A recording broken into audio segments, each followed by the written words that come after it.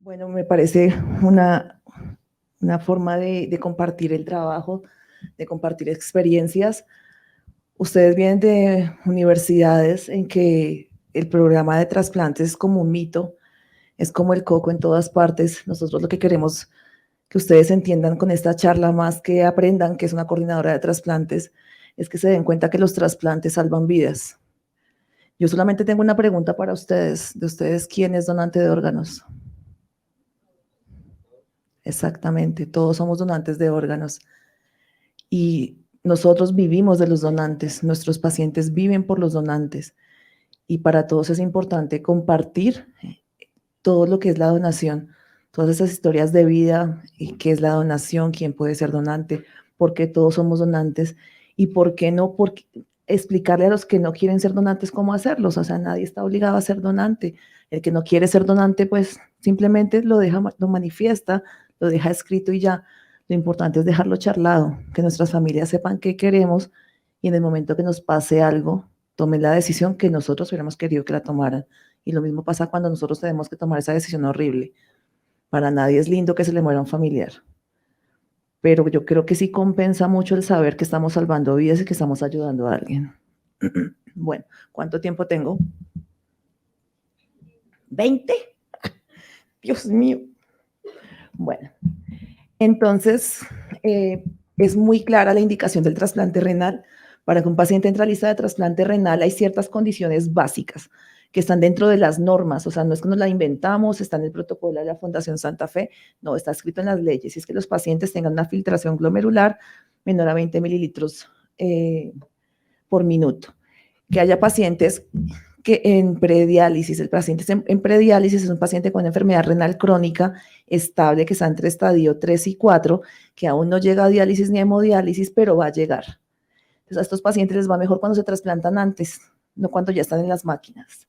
Y los pacientes que son candidatos para trasplantes multiorgánicos. Los trasplantes multiorgánicos son los que llevan más de un órgano, hígado, riñón, corazón, hígado, las mezclas que ustedes quieran hacer. ¿Por qué les va mejor a los pacientes y por qué los aceptan en las listas de trasplante renal? Porque es que sin riñón no podemos vivir. O sea, yo sé, claro, sin corazón tampoco, pero es que ese corazón nuevo que le voy a poner, si no tiene un buen riñón, también se va a perder. Además, los medicamentos inmunosupresores que van a recibir los pacientes también dañan el riñón. Si entro con un mal riñón, pues pérdidas totales. Si entro con un riñón bueno, el paciente va a tolerar todo el tratamiento. Bueno, las contraindicaciones para el trasplante son más relativas que realmente absolutas. Una es la infección por el VIH. ¿Por qué le pongo ahí que es relativa? Porque el VIH hoy en día es una enfermedad crónica. Los pacientes con VIH viven bien, viven normal, sin problema. Están al lado nuestro y no lo sabemos. Idealmente debe ser así. ¿Qué pasa con estos pacientes? Se deben remitir a centros con experiencia en pacientes con VIH, porque además que vienen inmunosuprimidos por su enfermedad, nosotros tenemos que inmunosuprimirlos para evitar un rechazo de órgano, entonces son pacientes muy especiales.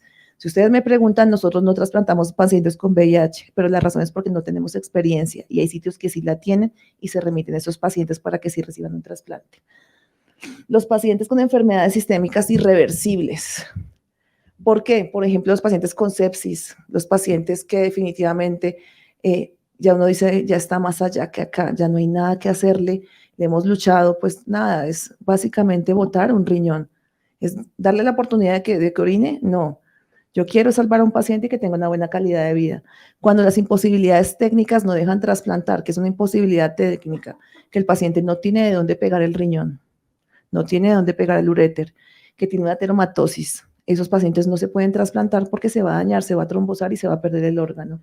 Los pacientes con cáncer, pero cáncer activo, los pacientes que ya tuvieron cáncer, están curados y están en proceso de remisión entre 2 y 5 años, se analiza cada caso es individual y a esos pacientes podemos darle la oportunidad de un trasplante, por lo menos las mujeres con cáncer de mama. Claro, es un cáncer muy agresivo, pero si además de todo tiene una enfermedad renal, necesita una máquina de hemodiálisis, les podemos ofrecer el trasplante después de más o menos 2 o 5 años, según el tipo de cáncer que tuvo. Cuando un paciente tiene imposibilidad de asistir a los controles o de tener los medicamentos. Esto suena cruel, pero si mi paciente no va a venir a Bogotá y no va a recibir los medicamentos, es peor el remedio que la enfermedad. Si el paciente va a hacer un rechazo, si el paciente va a empezar con problemas, pues no estamos haciendo nada. Por eso es que a veces es tan triste recibir los pacientes indígenas que no se les puede ayudar. O sea, tienen toda la indicación, seguramente tienen las EPS, pero pues viven en la Amazonía a 5 horas del primer sitio donde hay un médico general que los pueda ayudar, que no pueden tomarse niveles de inmunosupresores, que no pueden ir donde el nefrólogo. Esto es bastante complejo. Entonces, toda esta carga le cae a los diferentes especialistas de los hospitales. Por ejemplo, eso le cae mucho a trabajo social y a psicología, porque tenemos que estar seguros que ese paciente va a cuidar ese órgano y lo va a aprovechar. Cuando los pacientes tienen enfermedades psiquiátricas no controladas. ¿Cuáles son las no controladas? Pues los que no van al psiquiatra, los que no están medicados, o sea, que el paciente sea esquizofrénico, que el paciente tenga algún tipo de enfermedad mental, no me lo contraindica. Ellos también tienen derecho a tener su riñón, pero si son juiciosos. Y si yo veo que el paciente es adherente con su enfermedad psiquiátrica, pues también lo va a hacer con su enfermedad renal y lo va a hacer cuidando su riñón. Cuando los pacientes tienen consumo activo de drogas alucinógenas, o sea, las recreativas y el alcohol. Si el paciente es drogadicto, pues no perdamos el tiempo. En medio de su borrachera, en medio de su ingesta y consumo de alucinógenos, se le va a olvidar tomar unos medicamentos y con el tiempo va a perder el órgano.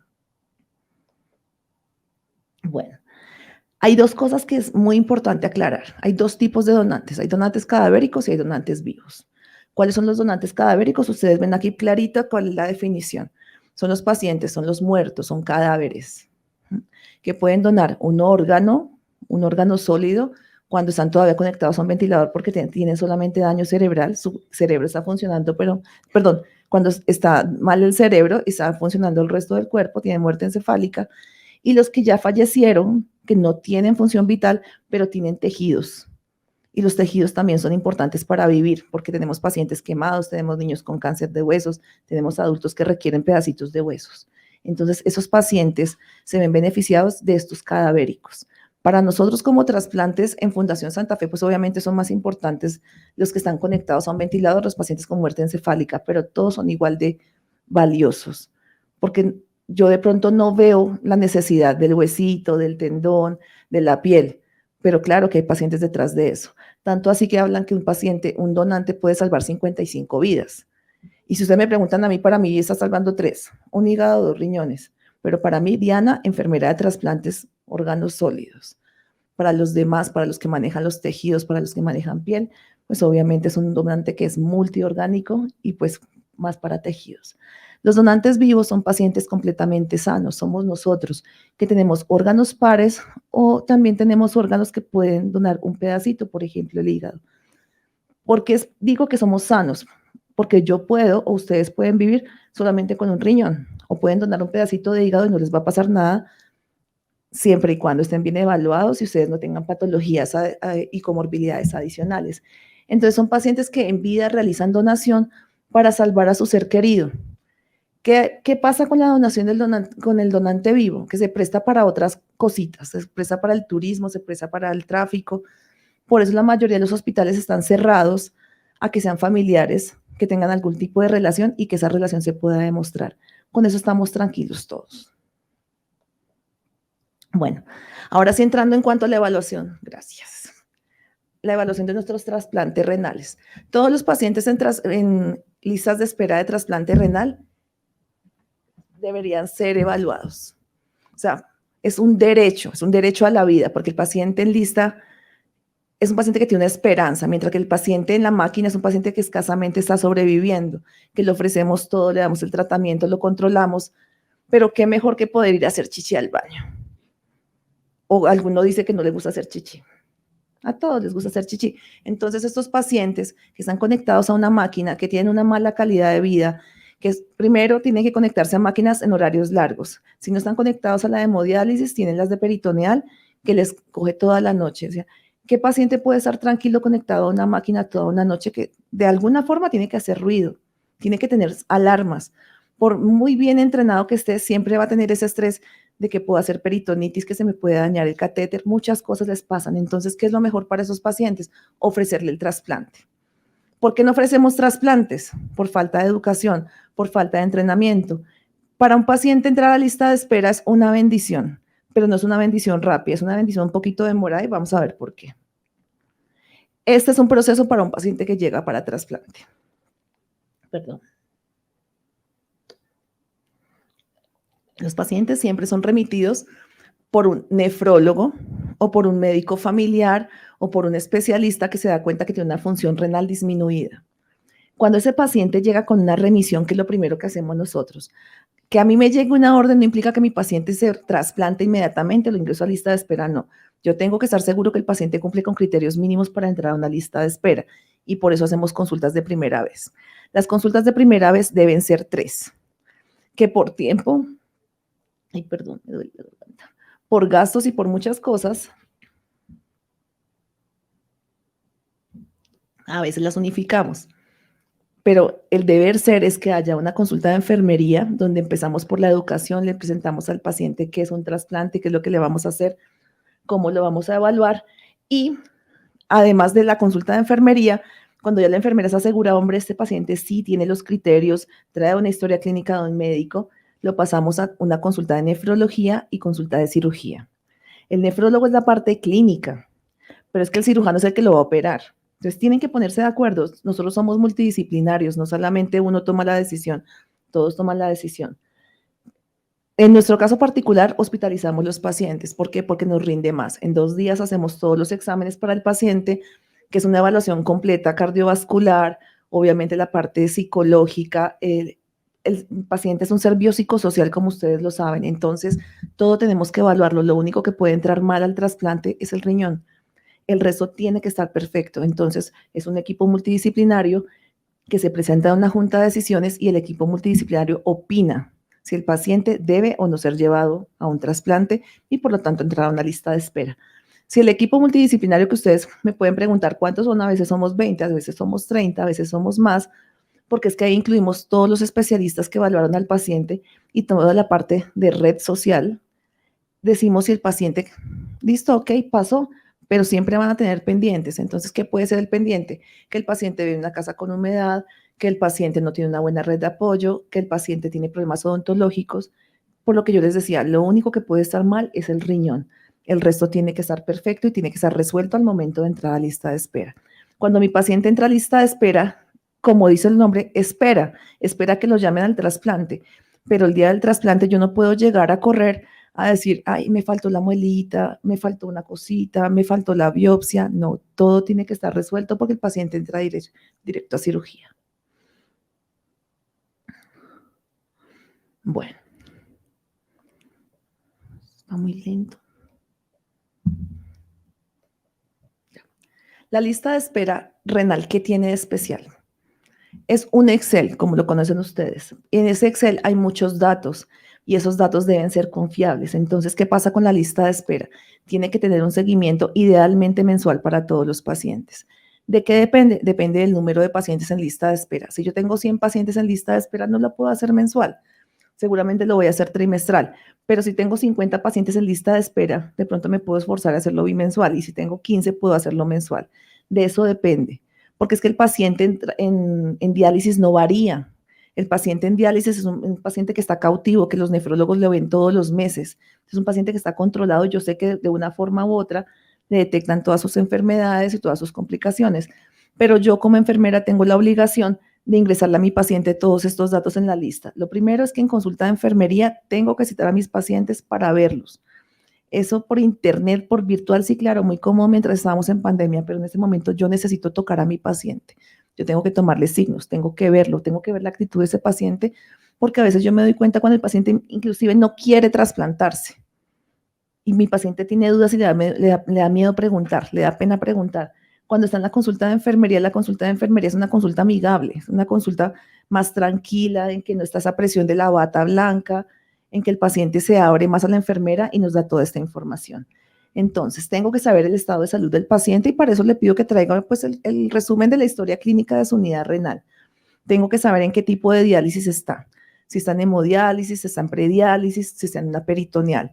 Porque el día del llamado, la enfermera que lo va a llamar mira la lista y dice, si está en peritoneal, debe desocupar cavidad. Si a mí se me olvida desocupar cavidad, pongo a correr a las criaturas de unidad renal que no siempre tienen cómo desocupar la cavidad a mi paciente. Y si son las 3 de la mañana, pues quede varada. Entonces es importante saber eso. Tengo que tener datos confiables. ¿Los datos confiables cuáles son? El grupo sanguíneo. O sea, lo primero que yo tengo en cuenta es el grupo sanguíneo. Si yo me equivoco en grupo sanguíneo, pues bueno, puedo ir matando al paciente. O sea, básicamente, ¿qué pasa? Que si yo tengo un riñón grupo A y se lo voy a poner a un grupo O, el paciente va a hemolizar, como si yo le pusiera sangre con compatible. Y voy a acabar con un paciente y voy a botar un riñón a la basura. Entonces no es un paciente el que estoy perjudicando, son dos. Uno, al que le estoy poniendo el riñón, y dos, al que le pude haber puesto ese riñón y si lo pudo haber aprovechado. Y eso hay que tenerlo muy claro. Hay dos exámenes que son súper importantes, que son el HLA y el otro es el single. El HLA, ¿qué dice? El HLA es como mi número baloto. Son 8 numeritos más o menos, que son los que estamos determinando ahora, que son realmente, esa es mi esencia, eso es lo que yo soy. Son mis 8 números y mis 8 números junto con mi grupo sanguíneo se cruzan con los del donante y el riñón se va a asignar pues al más compatible. Los teléfonos de contacto actualizados, porque hay pacientes que no contestan los teléfonos o que se acostumbran a tener tarjetas en cara y cambiarlas cada 15 días. Si yo llamo al paciente y no lo encuentro, le estoy quitando la oportunidad al paciente. Puede ser culpa del paciente, pero también es mi responsabilidad tener varios teléfonos de contacto. Bueno, la actualización de laboratorios infecciosas y la cardiovascular anual. Los pacientes no duran en lista de espera 15 días, duran años. O sea, idealmente deberían durar meses. Pero si el paciente dura años, se infarta y yo no me entero, tengo que verificar eso y tengo que saberlo, por eso hago seguimiento. Las muestras de sangre mensual, que son con las que cruzamos la sangre de mi receptor con la del donante y sabemos si son compatibles o no. No solamente porque tengan los numeritos y el baloto le haya caído, sino porque hay que mezclar la sangre. Hay que ver si el paciente sí es realmente compatible. Y la parte más importante, la educación. Todos los pacientes en lista de espera tienen que recibir educación. ¿De qué forma? Como puedan. Presencial en la consulta, citándolos a grupos de apoyo, en conferencias por Teams, por ejemplo. Hay muchas opciones que funcionan y funcionan bien para los pacientes. En cuanto a oferta y rescate. La oferta y rescate, esto es como un resumen de lo que pasa cuando existe un donante. Todos los hospitales están obligados a reportar los pacientes que tienen Glasgow menores de 5. O sea, pacientes que han tenido daño cerebral, por lo que sea, por eventos cerebrovasculares, por accidentes de tránsito, por tumores, o sea, por muchas razones, por heridas, por arma de fuego, por caídas, por golpes. Entonces, ¿qué es lo que hacemos? Siempre tiene que haber detección y notificación. La notificación la hacen los hospitales porque es obligatoria, es por ley. La detección, ¿cómo la hacemos? Tenemos médicos en los hospitales. Cada hospital debe tener un médico coordinador de trasplantes. Y además, los hospitales que trasplantamos contratamos médicos que buscan, que van todos los días a las unidades de cuidado intensivo y preguntan, ¿tenemos potenciales donantes? Cuando tenemos una detección efectiva, hay una llamada a la red de trasplantes y le dicen, hay un potencial donante en tal hospital. Perfecto, vamos y hacemos seguimiento. Valoran al paciente si tiene clínica o no tiene clínica de muerte encefálica o definitivamente solamente para tejidos o está vivo. Si el paciente está vivo, pues no hay nada que hacer. Si el paciente tiene clínica de muerte encefálica, esperamos a que haya un diagnóstico acertado de muerte encefálica. Y cuando hay un diagnóstico de muerte encefálica, ese diagnóstico pues no puede ser a la ligera, requiere que tenga dos. Uno por su médico tratante, que generalmente es el intensivista, y dos por un médico de neurociencias, que puede ser un neurocirujano o puede ser un neurólogo. Cuando ya tenemos ese diagnóstico, empieza el mantenimiento del donante. Se cuida exactamente igual como si estuviera vivo.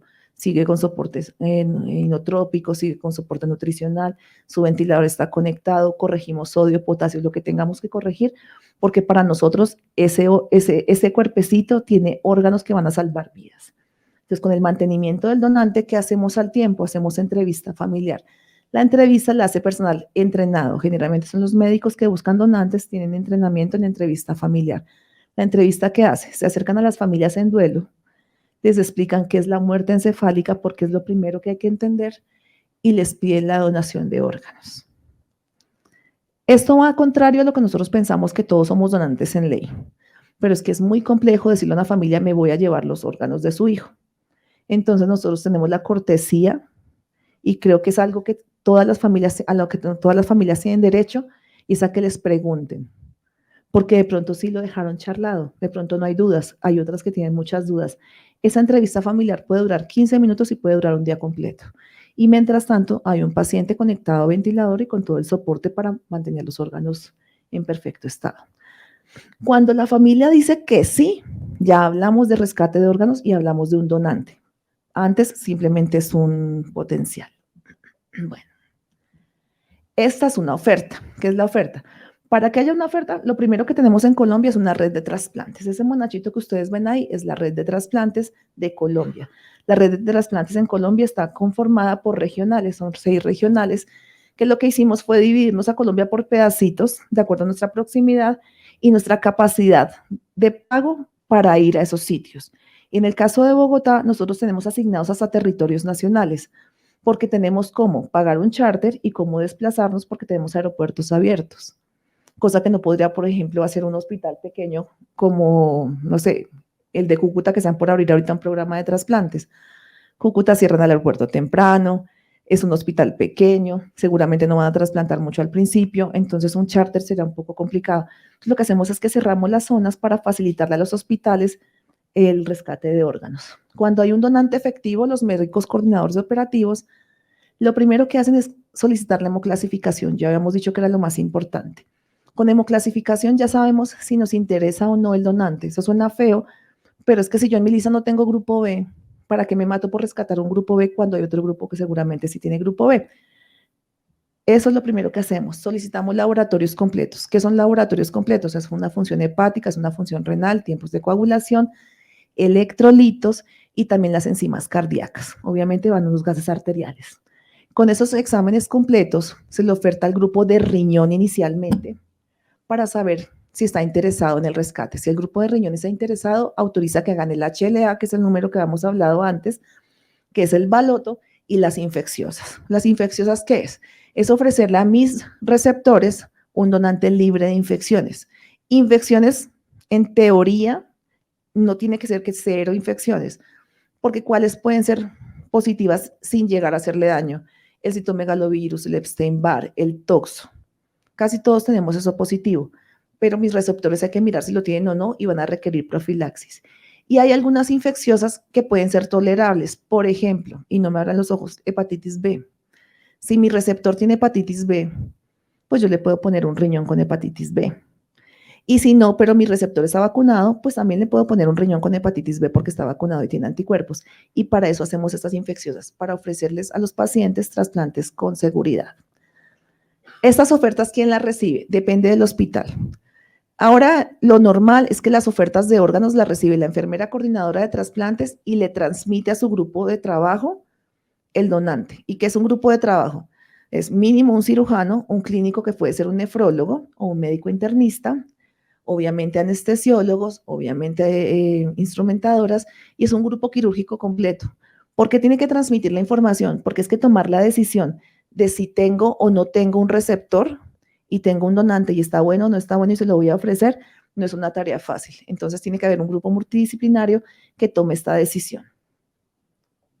Bueno, esto es como un grafiquito rápido para que no haya tanto para leer. Entonces, la red de trasplantes oferta un órgano, decimos que sí, nos interesa, hacemos HLA, hacemos infecciosas, laboratorios están bien y tenemos que trasladarnos. ¿En qué nos trasladamos? En lo que necesitemos. ¿De qué depende? De los recursos del hospital. O sea, no podemos ser tampoco mentirosos y decir, no, todos vamos en camioneta. Hay grupos que van en carro, otros van en camioneta. Nosotros hemos probado todo, en una época íbamos en ambulancia porque nos rendía mal, pero íbamos muy incómodos. Pero si yo voy fuera de Bogotá, tengo que ir en avión, no vamos en flotas, vamos más en camionetas, pero hay grupos que buscan todo tipo de esto de transporte. Y esa misma necesidad de transporte la tienen los médicos que buscan donantes. Si a mí me sale un donante en Puerto Asís, como tuvimos la semana pasada, ¿en qué nos vamos a ir? En Chalupa no se puede, entonces pues nos toca en avión y hay que asumir los gastos de charter, aviones comerciales y lo que se tenga disponible.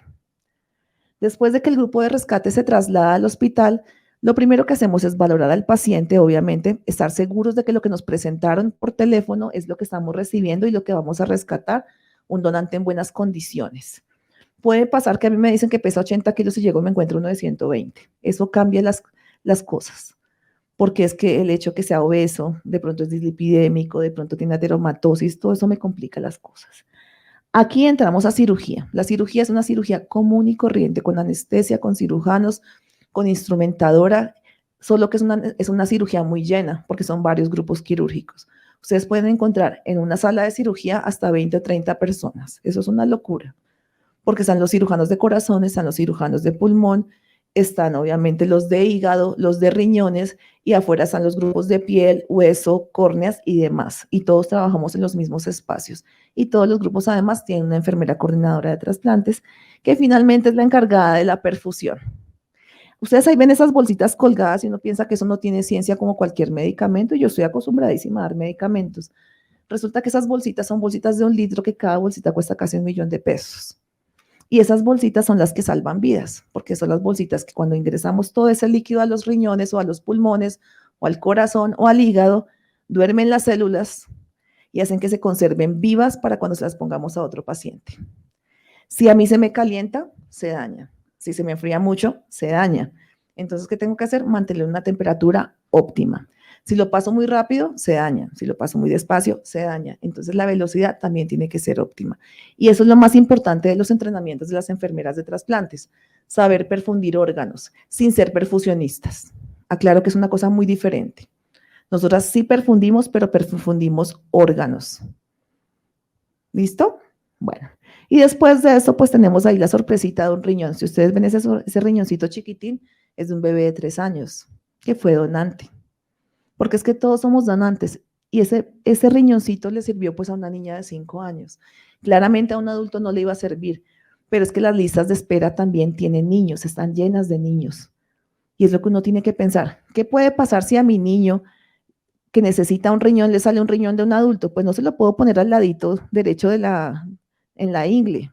Se lo pongo en el abdomen, pero se lo pongo. Y va a orinar muchísimo con uno de adulto. Pero si yo encuentro un tesoro como estos, pues nada que hacer, es ideal. Bueno, las asignaciones de órganos. Hoy precisamente estábamos en una reunión de asignaciones de órganos y esto de criterios de distribución es una cosa muy complicada porque no todo está escrito y entonces aprendemos sobre la marcha. En Colombia tenemos un modelo de asignación de órganos que dice que los riñones se distribuyen teniendo en cuenta el tipo de isquemia. Yo esa parte realmente nunca la he entendido, porque es que ellos hablan de tiempos de isquemia hasta 30 horas y yo no conozco el primer riñón que pongamos con 30 horas. Para mí 20 horas es un límite absurdo y tengo serias dudas en que vaya a arrancar un riñón. Entre más rápido yo pongo un órgano, más rápido arranca. Y ustedes escuchan hablar de tiempo de isquemia. Hay 2 isquemias, una fría, una caliente, que es una isquemia fría.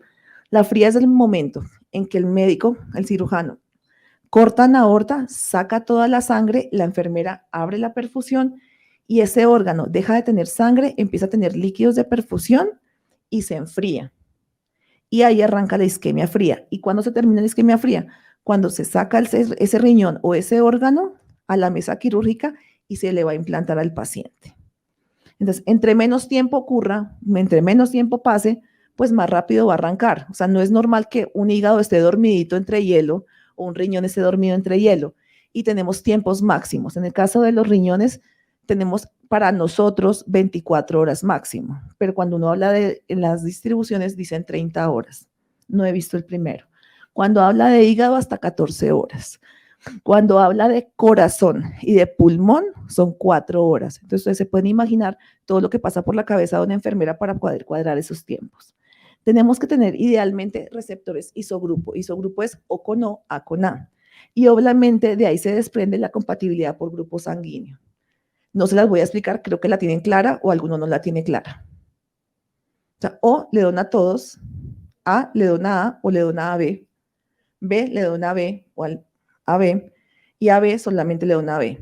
Clarísimo, ¿no? Entonces, eso da puntos.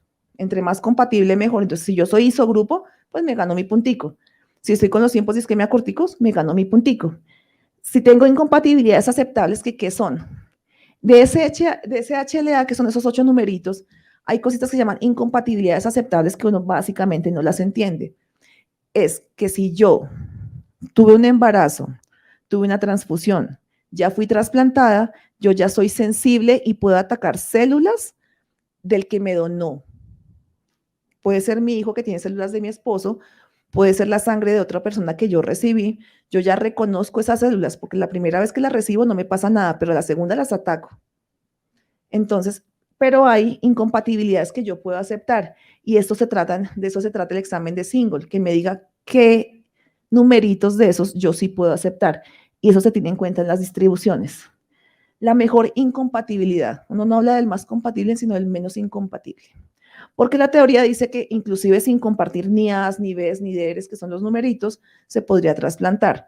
Cosa que nosotros no hacemos porque fijo nos va a poner a sufrir y puede rechazar el órgano. Los PRA, que son los paneles reactivos de anticuerpos, son los exámenes que miden qué tan sensibilizada estoy yo contra los números de los otros seres humanos. Y se mide de 0 a 100 en porcentaje.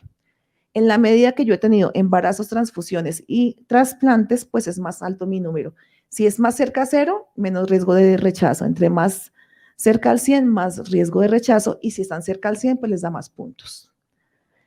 Los pediátricos, no hay duda. Si un adulto compite con un niño por un órgano, es para el niño, salvo que tengamos problemas con el peso y el tamaño. Y también es muy importante tener en cuenta que los donantes vivos, el que donó un riñón, también tiene puntos adicionales, porque puede pasar que esa persona sana que donó un riñón pase a diálisis. ¿Por qué? Porque estuvo de malas, porque seguramente tenía la misma enfermedad, porque era hipertenso y no se cuidó, porque algo le pasó.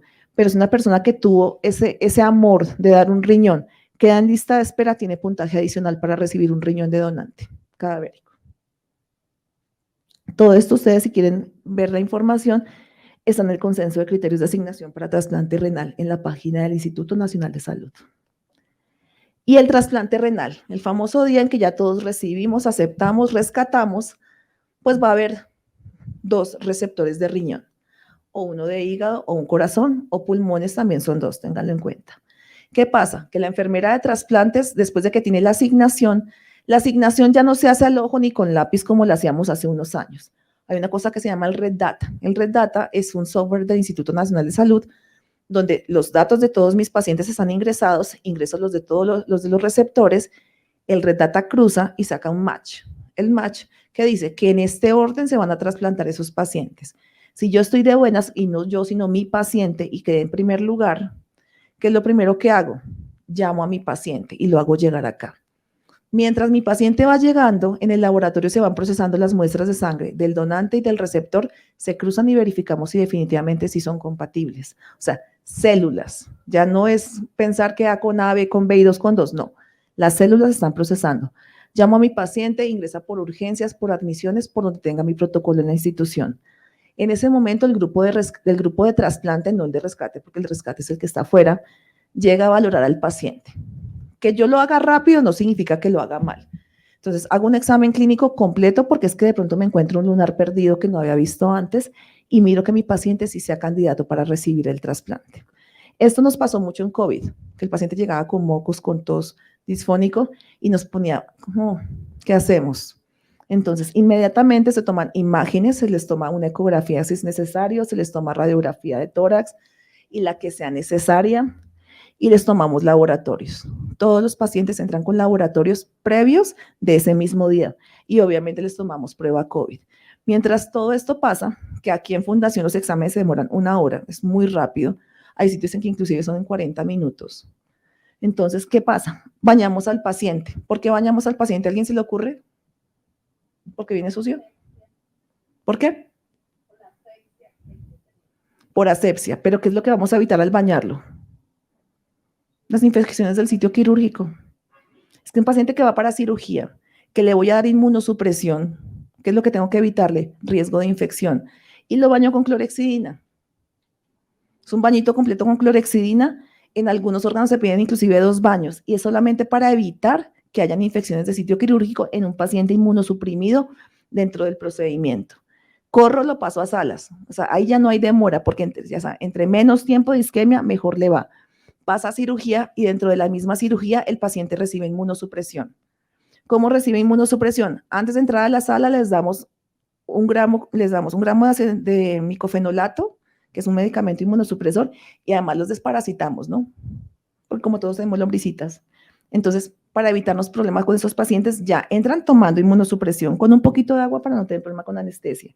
Y estando dentro de la sala, les damos además inmunosupresión y más fuerte con timoglobulina y con basiliximab. Si ustedes se toman el trabajo de buscar, van a ver que son unos venenos completos. barren completamente las defensas de los pacientes. Entonces mi paciente entra casi que virgen de defensas a recibir ese órgano nuevo que va a llegar. Y eso garantiza que el cuerpo no entra con todo a atacarlo, sino que va a estar controladito mientras los medicamentos orales hacen efecto. Bueno, en general, ¿qué pasa con la enfermera de trasplantes? La enfermera de trasplantes es multitarea.